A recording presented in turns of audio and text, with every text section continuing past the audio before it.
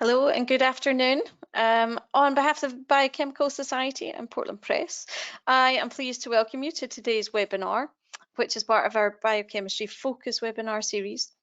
Topics in the series include different research areas in the molecular biosciences, as well as practical sessions to support career development. Each webinar will give you the opportunity to ask questions via text, and we welcome suggestions for future topics and speakers to feature in our webinar series.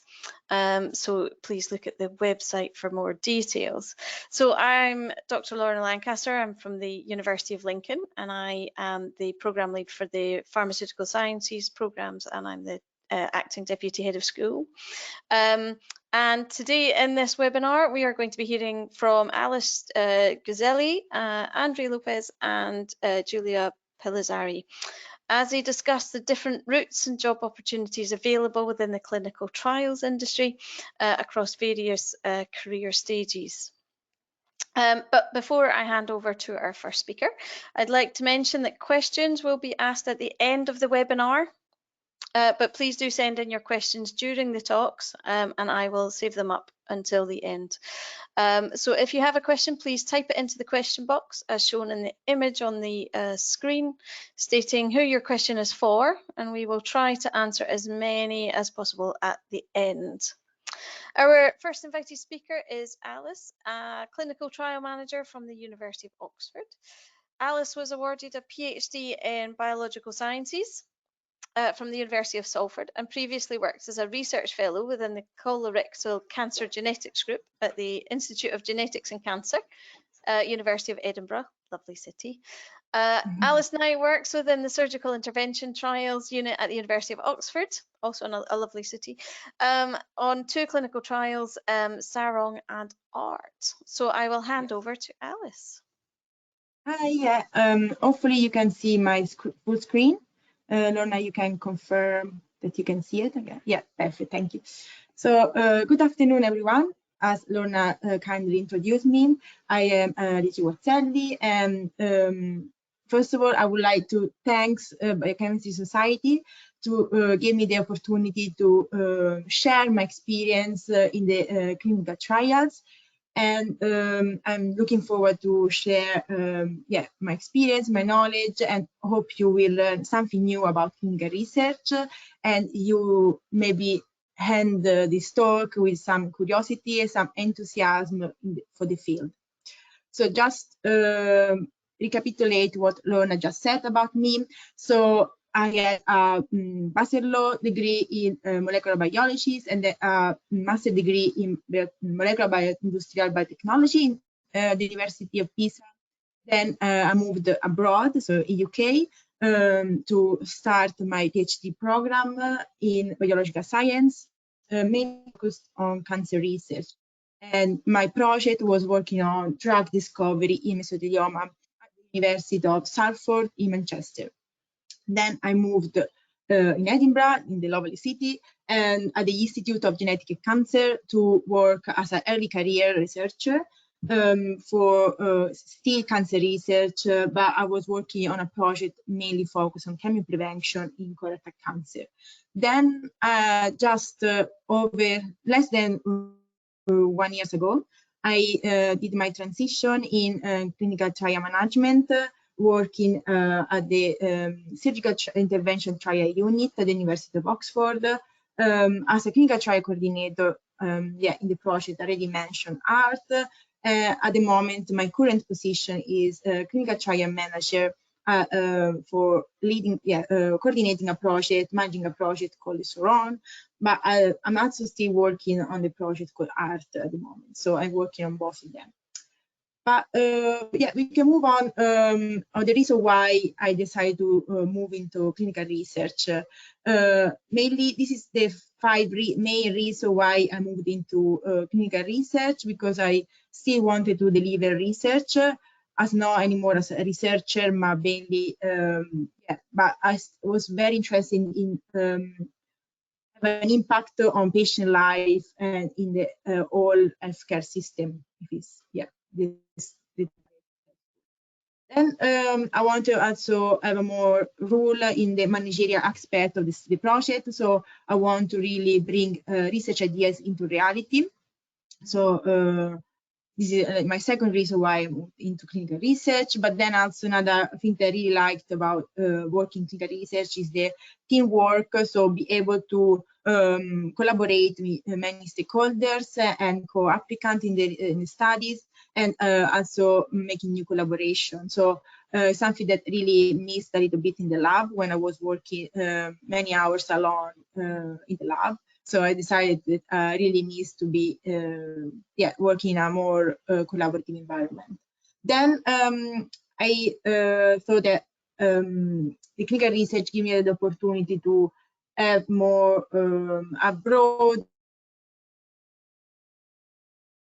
knowledge about this, end up in the lab and working on one specific project. You have a very deep knowledge of that project, but you are sometimes lose the focus on the broad picture, the bigger pictures. And I think clinical research gives you the opportunity to know more about ethical approval, patient-facing document, any regulation. So all the these aspects are very interesting for me. And the last but not least is give me a more sense of purpose. I think this type of job is really meaningful to me. So I'm very happy to be part of this sector. Then, but what, I don't know if you have any experience with clinical research, but I thought that just give you a brief overview what is clinical research. But I also included a screenshot here where you can see also the industries if you want to move into clinical research. So on the left side, you will see the NIHR, so the main funding body for the academic clinical research. If you open the link, you will see the clinical trial toolkit roadmap, and you can play around with this interactive map and understand by yourself how much is complex, how much is the multi-level pathways of clinical research is, and how you can really see each point, each step required to successfully proceed with the clinical trial, with a clinical trial project. Then I also included QR code for the job at CRUK, because here where you can find all clinical related jobs in academia. And but of course, also LinkedIn is a good place to find job in this career, in this sector, either through the academia and industry. And also as well here, I included the link for the clinical research career path, where you can see how you can start your career in the CRO, which is a clinical research organization in this industry sector working clinical research. Then try to move. How I became involved in this sector. So basically, I started thinking that realized that I didn't want to become a PI, didn't want to have a lead group, became a leader in the group. So I started, thanks to coaching, 9 months before the end of my contract. I started to understand which was my skills, which skills I could use that I've learned during my career that was applicable for any potential other jobs in research or in other job available for me. Then I increased my awareness by attending career events like this one, or talking to people in the fields, and read a lot online. Then I came with the option of 3 possibly jobs available for me, suitable for my career. So I highlighted here on the bottom the Medical Science Liaison Association, which is a medical science liaison. It's a type of job that is very keen for people who have a PhD.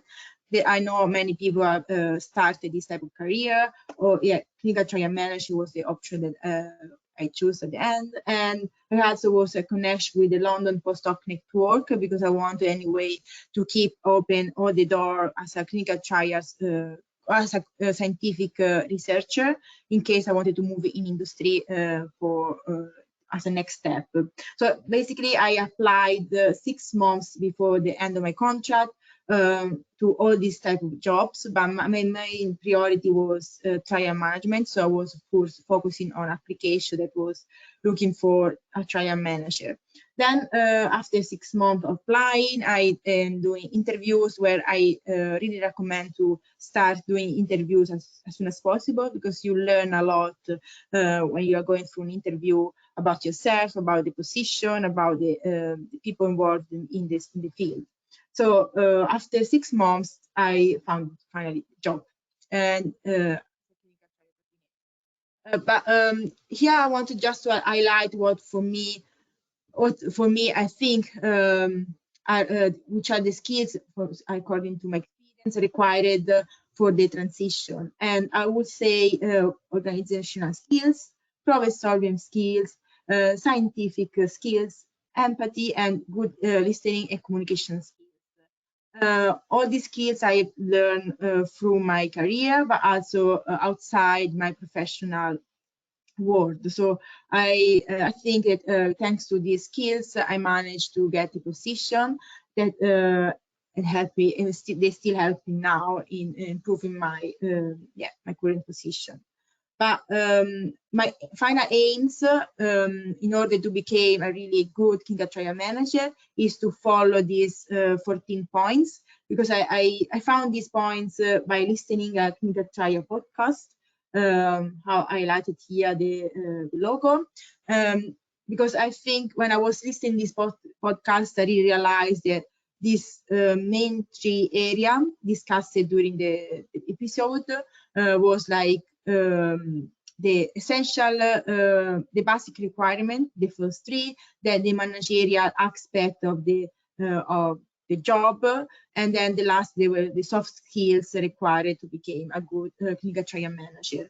And I really recommend to listen to this episode. You will find in the clinical trial podcast, because it really helps you to understand if this job could be for you. And another suggestion that I highlighted here is the good clinical practice link through the NIHR Learn. If you have an academic account, you can log in for free, and you can obtain the certificate after doing the test, after doing the course for the good clinical practice. And I think it's a good way to include in your CV this requirement for the job. So I think it's a good way, a good way to have an additional skills in your CV. Then what are my daily responsibilities? So when I do daily, I work in different aspects of the studies. It depends where the study is, we are with the study. So the life cycle of the studies are different phases. For example, in the setup phase, you will contribute to developing the database. You will discuss with the CI and with all the collaborators about the protocol. So you will develop and design the protocol.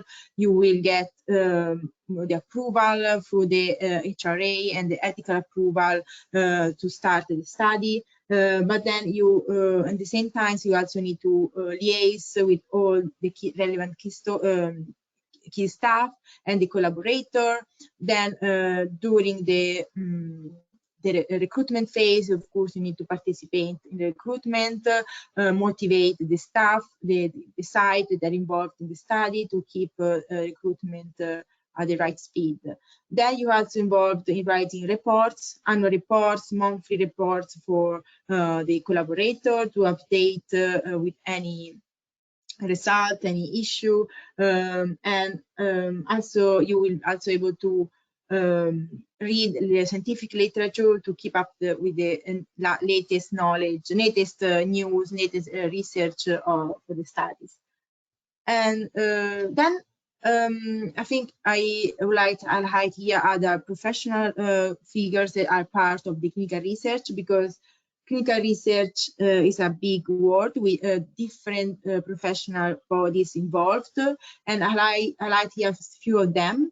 For example, we are part of a clinical trial unit registered in the UK, where we collaborate very closely with regulatory affairs manager, quality assurance manager, statistician, programmers, the pre-trial operator, but also we are working, of course, I'm working daily with an operational lead, data manager, and IF economist. Then other option will be also working with within the founders bodies, or also with the site, because the site, they have their own clinical unit, and they also have for example, the clinical research practitioner. So through the life cycle of a clinical trial, we will be in contact with many stakeholders, and many give the opportunity to discover different type of jobs. So this also starting maybe as a clinical trial manager will help you to understand which other type of job are in the field, and maybe you can easily move on that field that you prefer, or you can also do some research within the trial unit. So if you're still interested in doing research but not be a PI, I think this is a very good way to stay in academia. And yeah, so thank you very much. And if you are interested to talk with me, to contact me, please do so. I'm happy to share my experience in more details through any of these social media. And yeah.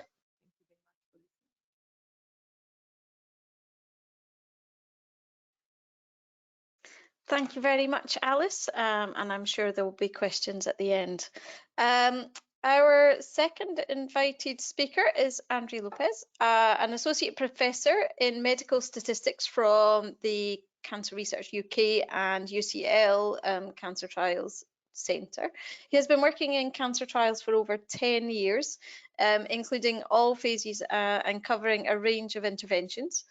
His research interests are focused on the design of early and late phase cancer clinical trials, in particular gastrointestinal sarcoma and CAR T-cell therapies. He also has special interests in health outcomes in cancer research, including health-related quality of life and disease stabilization, and joint survival and longitudinal analyses. So I'll hand over to Andre. Me? I can hear you. Okay, good. So good afternoon, everyone. So as you see, my name is Andre Lopes, and I'm actually associate professor at CRUK and UCL Cancer Trial Center. And so in this session, what I will do is I'll go through how I became a principal statistician. So, so everything started in Portugal. I come from Portugal, and when I was 18, I enrolled to a course in philosophy, a bachelor's in philosophy, and I chose philosophy of science, which I really liked as a subject, and in part because the course, the philosophy of science, included a lot of logic, which was a subject I really liked during high school. It was interesting because although I'm now a principal statistician, I really didn't have any background in maths whatsoever, really, from high school. So my background was humanities. So, but I still chose philosophy of science because I thought it was interesting, and in many ways, statistics is linked with a lot of philosophy of science. So what happened was I did philosophy for a year, and then I realized there were no job prospects if I decided to carry on the course for 4 years. So then I decided painfully to leave the course, and I applied for clinical psychology. So then I enrolled in a bachelor's in clinical psychology because I thought there were more job prospects, and I did it for 5 years as well in Portugal. And one thing I noticed was psychology included 2 years of statistics modules. So there were 2 years of statistics. There was as well a field of psychometrics emphasis in psychology. So the reality was I didn't particularly like those modules, even though it seems interesting to know that I'm now a statistician. I didn't particularly like statistics during the psychology. I thought were not well explained or difficult. So I didn't make anything out of statistics at the time. So I finished 5 years degree because that was what it was at the time. And then I was not willing to carry on doing a master's straight away. And so I decided to work and see how it was working in the field of psychology. So I found several jobs in mental health. I moved to Spain, and then I moved to the UK, and I worked in all sorts of mental health settings. And I didn't particularly like to work in mental health, and this was probably a good thing in the sense that I saw how it meant to possibly become a psychologist, and I realized was not for me. And in my social life, actually, I met someone, and she was working as a researcher in psychology. She was actually working in clinical trials in psychiatry. And what was interesting was I realized that's what I really wanted to do. And another thing that was interesting when I talked to her was she had no background in psychology whatsoever, which was really interesting and perplexing. Her background was in maths and statistics. So she basically found a job in clinical trials in psychiatry as a statistician. And then that's what made me to consider study statistics, so I could then use my skills of psychology and blend them with statistics to then become a researcher in psychology. And so, but the problem was I didn't have a lot of background in statistics and in maths. So my first step was to do a course, a graduate skills course in statistics. And that's what I did in 2010 to 2011. And I did it at University of Sheffield. This was a distance learning course because I couldn't take time off to go to Sheffield. I was working in London in mental health. I had to. So I did a distance learning course. It was difficult. But basically I learned concepts such as statistics, calculus, probability. Calculus, I found it really difficult because I had no exposure to it before. I learned a lot. And then in 2011, I decided to then apply to a master's in medical statistics at London School of Hygiene and Tropical Medicine. I didn't know much about the university, really. It's very niche university. I didn't know if it was good or bad. But in talking with this friend I had, she asked the people, and actually is one of the best universities in the world in the field of public health. I didn't know. So I enrolled, and I was accepted into the course, and I basically was exposed to concepts such as statistics, from simple to advanced statistics, epidemiology. There was a module in clinical trials, modules about interpretation of results, and my summer project was in fraud detection in clinical trials. So you can see there was a theme here. I was really interested in clinical trials. So yes, and I really loved the course at London School of Hygiene and Tropical Medicine. It was really difficult though. It was really hard, but it was amazing. And then I finished the master's and I found a job at National Heart Forum. Is a charity, and I found this job for 4 months. I was replacing another statistician. I was a research associate, and I was doing some sort of systematic review. I was basically reviewing data from papers so that data could be used to actually develop a model to forecast chronic disease. So the principle of the model was something like, if the obesity levels are increasing as they are, what would be the consequences in terms of cost and in terms of the incidence of chronic disease in the future. So it's really interesting but was a short-term job. And then I found a job at CRUK and UCL Cancer Trial Center, and I've been there since then.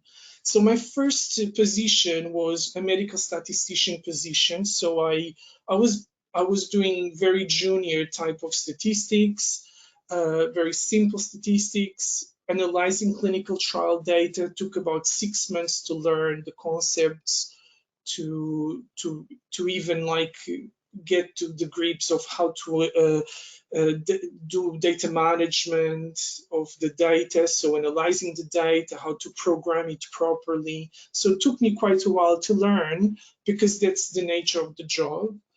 1 year after, I was promoted as a research fellow, medical statistician as well. So my job didn't change much, but I had more responsibility. And then before just pandemic, I became a senior research fellow, medical statistician, and I had a more like management role of the data, I was doing more complicated statistical analysis. And by then, I was doing a lot more teaching. And recently, I have been promoted as an associate professor. So although my job changed since 2013, a lot of things still stay constant. So I still perform a lot of statistical analysis of clinical trial data. I work with clinicians, with other researchers to deliver the analysis and the studies and publish them. I'm also involved with consultancy. So I provide consultancy work to PhD students. So PhD students are doing a project and they need some help or advice on how to design the study, or how to analyze the data, or how to interpret their results. And so I help them with that. I'm also involved with publications in cancer clinical trials. I have 30 publications in cancer clinical trials. And also I'm involved with undergrad and postgraduate teaching. So I have a module of cancer clinical trials, and I deliver it with my colleague Giulia Pellizzari, the module of the BSc and MSc in cancer clinical trials. So one thing I noticed since working at CRUK and UCL Cancer Trials, I was developing a lot more knowledge, and became apparent that I needed to consolidate more knowledge. And so I then decided to do a PhD. And so since 2018, I have enrolled in a PhD at UCL Cancer Institute. My PhD, the topic is a framework to quantify the health-related quality of life of progression-free survival in cancer clinical trials. So you can see lots of topics that I was interested from the very beginning of my career. So I'm interested in clinical trials, quality of life. There's this dimension of patient-centeredness and psychology elements to it, but the whole PhD is stats focused, and so it's developing a statistical methodology to quantify something that's clinically important in clinical trials, which is progression-free survival. And yes, so this is just to say that this was my career so far. So I started from a humanities background. I had to consolidate knowledge in maths, and then I actually discovered that actually maths and stats is such an interesting field, highly relatable, super interesting, and with allow you a lot of transferable skills, which I think I didn't think when I started working in the field, how relevant in a lot of fields you can use statistics. And so, yeah, so that's my presentation.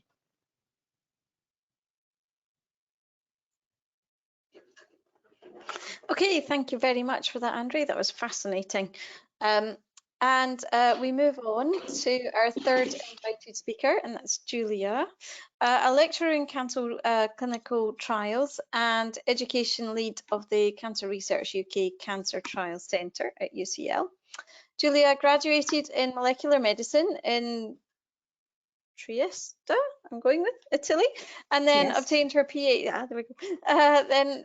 Obtained her PhD in cancer immunology and immunotherapy at King's College London in 2018. She joined UCL in 2019, just before the pandemic, to work in immunotherapy trials for solid tumours. Her expertise in cancer clinical trials joins together her laboratory-based approach with the study management perspective through the coordination of both under and postgraduate teaching courses at UCL. Giulia aims at educating the next generation of clinical trials scientists by equipping them with a cutting-edge research knowledge and future career support. That's awesome. So I will hand over to Giulia. Okay, amazing. Thank you. Okay, so thank you, and hi everybody. My name is Giulia Pellizzari, and as Lorna said, I'm a lecturer in cancer clinical trials, together with being the education lead of the same clinical trials unit that Andre works at, the CRUK and UCL Cancer Trials Centre. And today I will give you an overview of what has been my journey so far, from academia to clinical trials and back, and we will discover together why. So, first things first, I think we need to start from talking about what our ambitions and motivations are when we start a new career or a job pathway. And basically, when I was studying in university, what I knew was that I wanted for sure to be a scientist, but also I wanted to be a scientist who was involved in clinical research and could speak the language of doctors and clinicians. But it wouldn't stop there. I also wanted to have a job somehow where I could see the impact of what I was doing daily. And eventually I wanted to include in my career communications and education, because I was really, and I still am, a supporter of the fact that we as scientists need to work outside of the ivory tower. So I wanted to communicate and educate the wider public and the new generations about science. So first things first, I'm going to give you an overview of, again, what is my background, not in a self-indulgent way, but just to give you an example of one of the many ways that you can move into a career in clinical trials. So let's start from my education. I studied medical biotechnology in my undergraduate and then obtained a master's degree in molecular medicine at the beautiful University of Trieste in Italy. And what really that pathway in my education provided me with was that it gave me a really solid knowledge in chemistry and biology within the human health setting. My courses were featuring a very heavy laboratory based module, because we were spending more than 4 hours a day in the lab every day for 5 days a week for many weeks. So basically, at the end of 5 years of university, I was an independent researcher in the lab, and that really helped me in the further development of my career. What's important about this choice of studies was that it was clinically oriented. So that was shaping a scientist that would eventually work in liaison with clinicians, because I was doing courses about oncology, pathology, immunology, cardiology. So I kind of got to know overall the human health from a molecular point of view. And something else that at the time I didn't know would have helped me was that many of my exams at university were oral exams. So I was already starting to develop a bit about my public speaking skills, and that helped me in communicating science to wider crowds and wider public. So as you can see, the flag changed. I moved to the UK in 2014 to start my PhD, because at the time, what our professors at university was telling us is that either you are a scientist in the lab, or if you want to work in clinical research, then you go as a clinician. And that was the separation 10, 12 years ago. But things have changed, and those things were not entirely true. So let's move on and see how it developed from there. I did the PhD because I said that's what I want to do. I want to be a scientist, so that's kind of the only opportunity that I have, or at least they told me that it was the only way. So I moved to King's College London, where I enjoyed a beautiful 4 years of lab-based PhD in cancer immunology and immunotherapy, developing new approaches to treat solid tumors. At the same time, though, I was making time for side projects. For example, I was a PhD tutor for underrepresented children to widen their university participation, and also got involved into in the Engage Research project, where basically we had to create science projects to engage the wider public. So what I was learning at the time of my PhD was that I was developing a lot of knowledge in using molecular biology techniques, but what I didn't know was that the same techniques would be eventually used in diagnostics or in the clinical setting for investigational purposes in clinical trials. And then my PhD had the translational approach, so it was very deeply intertwined with the clinical setting. I had this amazing opportunity while I was doing my PhD, and that was that one of our molecules that we developed was approved for a phase 1 clinical trial. And that's where my first contact with clinical trials appeared in my career. And I used it and I exploited it to learn more about how to do research in a clinical setting. Something else that helped at the time to learn another language in the setting of science was that together with my supervisor, I deposited a patent at King's College London for the use of Ig antibodies, which normally are antibodies related to allergy, not cancer. But I did research on that, and we deposited a patent to use these antibodies to reprogram tumor-associated macrophages in the tumor microenvironment. And it's not important the content of it, but what I wanted to tell you today is that I learned another language, which was the legal language and the contract language of research and of science. And again, that helped me in understanding a bit more about the wider framework of research, not just performing an experiment in the lab on your own with a coat on. So at the end of my PhD, my supervisor offered me to stay for a postdoc, and I briefly stayed working for the clinical trial that I just mentioned. So I was a laboratory scientist taking care of all the investigations that we needed to do in the lab on the patient samples. What I learned is that doing laboratory work in the academic research is very different from doing it in a clinical trial. It's got the same name, same job title, but it's a very, very different task. Because when you work in a clinical trial setting, even though you're still in the same lab, you have to work in compliance with specific standard operating procedures, and you have to perform data collection and data analysis in a very different way, in a more controlled way compared to the academic research. And that's one of the main takeaways that I had from my brief postdoc. At the same time, though, I knew that like Alicia mentioned before, I didn't want to spend the rest of my life in the lab. I didn't want to work on my own hours and hours on end without having any interpersonal communication. So I knew I didn't want to go down that route. And I was a bit lost, to be quite frank with you. So that is a step in my career that a lot of people don't talk about, but I think it's important to highlight that there are moments in our career where we have been lost, and this is my moment. I wasn't sure about how to transition from the laboratory environment to the clinical trial setting. Yes, I had experience in clinical trial, but only from a laboratory point of view. So I said, what do I do? And I did what I could do at the time. I made time to enroll into clinical trial courses at King's College. They were all free, so I squeezed that opportunity as an orange, and I went on to courses about pharmacovigilance, health economics, how to write a protocol in clinical trials, but most importantly, and they really helped and gave me very important knowledge about clinical trials management. But then I talked to the research and scientific community about it. I engaged with science projects to be able to fill those training gaps. And again, I talked to the research community. Yes, I'm putting it here again because I can't stress how important it is for you to go out and talk to people who perform different tasks and different jobs in different settings, for you to be able to go outside of your bubble. And then I applied to clinical trial management position. I failed many times, but the interviews helped a lot, and then eventually I succeeded. So I joined UCL.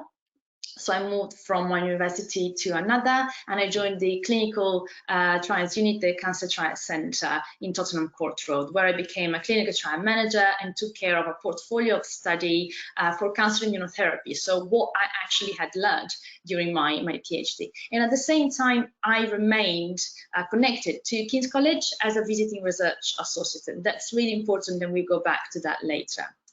So what I learned at this point was that you can actually be a scientist outside of the lab, and no one ever told me that, but that was a very breakthrough moment. So what I took care of, as Alice spoke before, I took care of patient recruitment, sample logistics, writing data reports, and so on, and all the tasks that a clinical trial manager needs to perform on a daily basis. What I discovered, though, was that, and I wasn't sure of it until it happened, I wasn't sure that the skills I had developed up until my PhD would have been used here. But actually, they were used, and they really helped in progressing into their career, because my knowledge about the molecular biology enabled me to deliver quicker and better communication with both the clinical team and the lab team, because I was able to speak their language. And then I was able to develop an understanding of the research application in the real world, and I was able to see the bigger picture of research outside of the laboratory. What I started to do, though, I started to implement more and more teaching into my role, still officially being a trial manager. I started to do this on the side, outside of my working hours, kind of squeezing the trial management. And I was able to find a fertile environment that allowed me to do that, and that's really important. So I started to help with different modules at UCL, and I started to assist the education lead at the clinical trials unit, and the education lead at the CTU takes care of the internal training of staff that have different roles in clinical trials. For me, multitasking those two roles was not a challenge, but actually was an opportunity. I needed to be challenged. I needed to do different tasks, and to be able to do trial management and teaching was really ideal for me. And I was able to apply what I learned as a trial manager to the lecture theatre when I was actually seeing the students, and I would talk to them about what happens in clinical trials. If you go down this road, I would say make sure that you maintain a balance, though, between the two roles, to ensure that, yes, they are both delivered correctly, but also you're able to maintain your physical and mental health. So I would say find what works for you. This really worked for me because it empowered me, and I was really happy to juggle these two roles. But it doesn't work for everybody, and not all work environments allow you to do that. So find a work environment that allows you to do that if this is what you want, and find a pattern that works for your priorities. So eventually I managed to squeeze more and more teaching until I decided that I wanted really to go down the teaching and research role, and I applied for a lecturer post, which I obtained last year. So I'm now officially a lecturer in cancer clinical trials at the same clinical trials unit, and I do lead the different modules at UCL in cancer clinical trials. I also became the clinical trials unit education lead, so I take care of the internal training with the collaboration of Dr Lopes. And also, because I maintained that relationship with King's College, where I did perform my PhD, I'm now happy to be a visiting lecturer there in the immunotherapy of cancer, and I'm teaching together with my PhD supervisor. So basically, I more or less deliberately or undeliberately went back to the academic career in a very long-winded way that I didn't anticipate would happen. The amazing thing about being a lecturer in cancer clinical trial is that students have the opportunity to be taught by professionals who do this job every day. I'm able to take some of my colleagues who do have different roles in the clinical trial setting to showcase these roles and opportunities for a career in clinical trials at a very early stage for students during their BSc, which is something that I wish would have happened for me when I was younger. And this is a role that combines what I really like, and it requires science communication, knowledge, scientific and medical knowledge in the field of cancer, and also the application of research methods. So just to conclude, what advice would I give if any of you would like to do the transition from academia is that you should find opportunities to develop a wider skill set by your institution or collaborations and so on, because unfortunately, knowing how to run molecular techniques in the lab like PCRs or performing really complicated multicolor flow cytometry is not going to help you to do the transition. So identify your training gaps and do address them. Keep a list of all the training courses you move on to fill these gaps and highlight these experiences during your application or during your interviews, because those are the keywords that future employers are looking for. If you're moving from an academic environment, choose a clinical trials unit in an academic environment because they work more or less with the same mindset. And make sure you liaise with people outside of your bubble. So go to networking events, use LinkedIn as a networking platform, because they will be able to give you a different perspective to what you're used to. And also something that I've learned along the way is that your motivations and your ambitions will change over the time. The ones that you have today will not be the same that you have in 10 years time, and just embrace it and go with it. And as a very final advice, just keep all the doors open because any ambition that could arise in your future, at least will have a path, an open path to go down to. So thank you.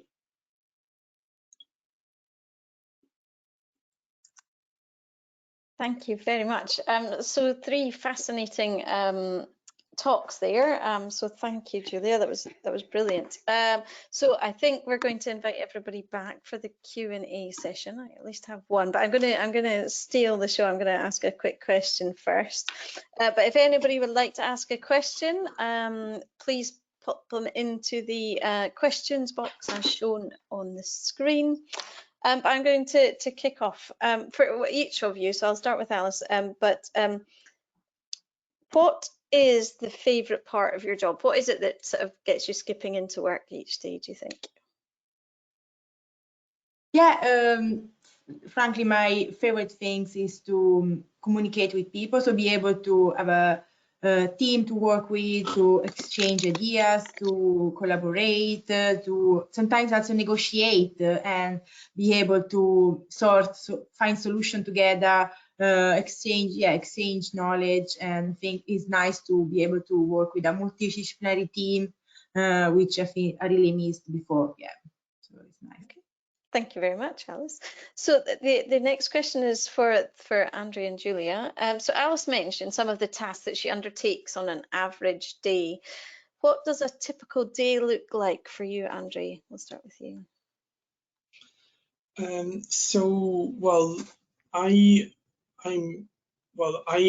do a lot of statistical analysis.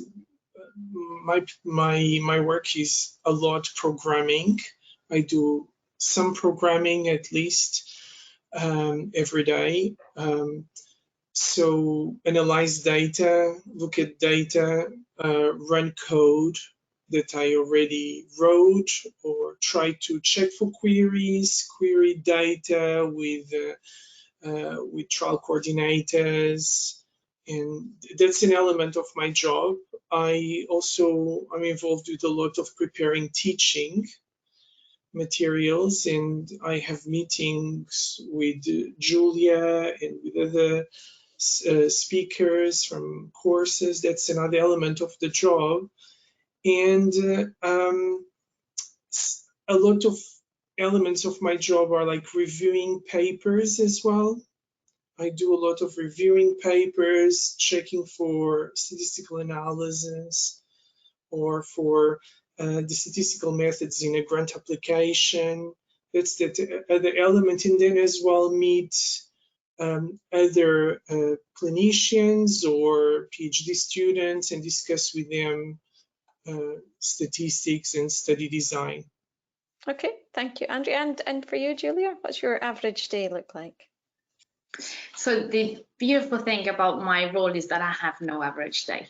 So that's what I really stress, the fact that the multitasking for me wasn't a challenge. I needed that. So I need to have a very varied role, otherwise it just doesn't work for me. The usual 9 to 5, where I know that the first hour would be just looking at emails, the second hour would be starting to reply to emails, the third hour would be the meeting. It just wouldn't work for me, for my type of personality and my ambition. So generally what happens is, yes, I would say, like everyone, we will look at emails first to see if anything urgent needs to be addressed, but depending on which part of the year we're talking about, my teaching courses focus and are mainly in the second term. So we're talking between July and June, between January and June. So what I will do there mainly is I will be out in the lecture theatre, teaching or supporting external speakers that come to our modules, or marking assessment, supporting students with meetings, because I do provide pastoral care for them, faculty meetings. And the other part of my year is more focused on developing internal training for clinical trials professionals. So we're trying to tailor it depending on the roles. We run surveys trying to understand what are the needs of the clinical trials unit. I do review clinical trials papers as well that help with creating exams and assessments at UCL for the different students. So it's really varied. I do support clinical trials team as well from a more operational point of view. I help them to develop their presentations, and I do help with public and patient involvement as well at the unit. So I'm involved in that aspect of the CTU's project. So it's really colourful. Yeah, I like that about my job too. Are there any specific support networks or communities within clinical research that is worth being involved in? Yeah, okay. I can start. I don't know, like, yeah, I think I mentioned the presentation. For me, it was very useful to be part of the UK TMN. It's a UK trial managing network.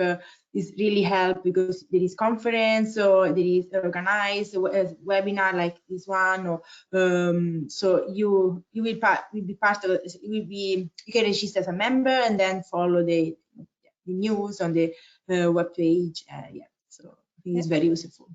Yeah. Okay. Did you find when you started as a clinical trial manager that you had access to more experienced staff for guidance? Thinking of the moving from a PhD, where you're under supervision, to a sort of more managerial role would be very different. I can reply again. Oh, I don't know if you, Giulia, or me. Yeah, from my experience, then Giulia can go as well, I guess. No, from my experience, thanks to I have like some senior clinical trial manager that really helped me guide you through the 6 months, I think. So understand the basic, understanding the SOP, as Giulia mentioned in the presentation. SOP is very important, and you need to comply with them. So try to understand also how our clinical trial unit work. It helped me to have some senior around, they were very friendly, very welcome to explain how the system works. Yeah, so it's very good. Yeah, if I can add on that, I would say that yes, it is pivotal that you find more senior professionals that do support you in this transition when you start to work in clinical trials, because it's quite different. And you have, as I mentioned before, you have to find a work environment that is willing to give you this opportunity, because you come with, we are very skilled. I mean, after the PhD, you know, we should be the masters. We are the masters of problem solving.